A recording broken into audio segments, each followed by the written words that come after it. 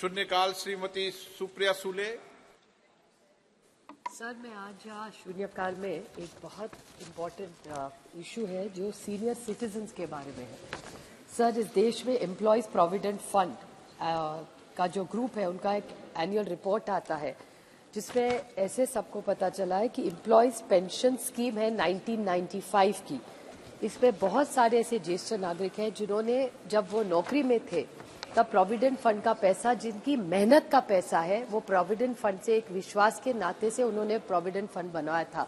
लेकिन आज ये EPS 95 के जो बेनिफिशियरीज है उसमें 1.8 मिलियन पेंशनर्स ऐसे हैं जिनको 1,000 रुपये से कम हर महीने मिलता है और सबसे ज्यादा जो है वो 4 या 5 हजार से ज्यादा एक भी पेंशनर को पैसा नहीं मिलता।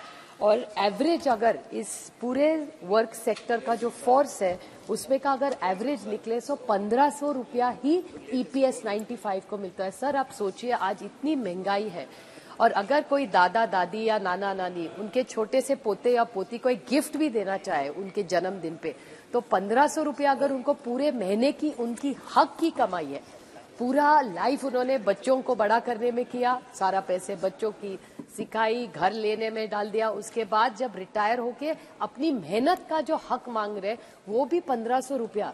सर, आप सोचिए 1,500 रुपया में एक रिटायर्ड आदमी कैसे जी सकता है।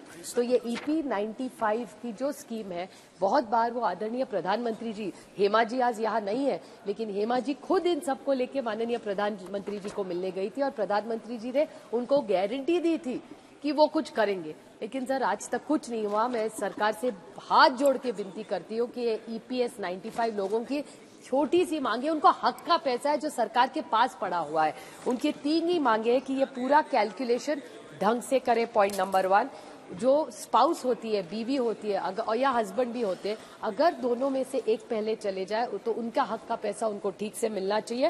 और जो कॉस्ट ऑफ इंडेक्स है सर, लिविंग है, जो उनका हक का EPS 95 का पैसा है वो उनको ही मिलना चाहिए। सरकार उसको ना रखे, वो उनका पैसा है जो सरकार ने गलत तरीके से रखा है। मैं हाथ जोड़ के इस सरकार को विनती करती हूँ कि आप गारंटी की सरकार बोलते हैं तो प्लीज हमारे इस सीनियर सिटीजन्स को जो गारंटी एक स्कीम नहीं दी थी उसको पूरा करें और जल्द से जल्द ये सीनियर सिटीजन्स को उनका हक का जो पेंशन का फंड है वो मिले।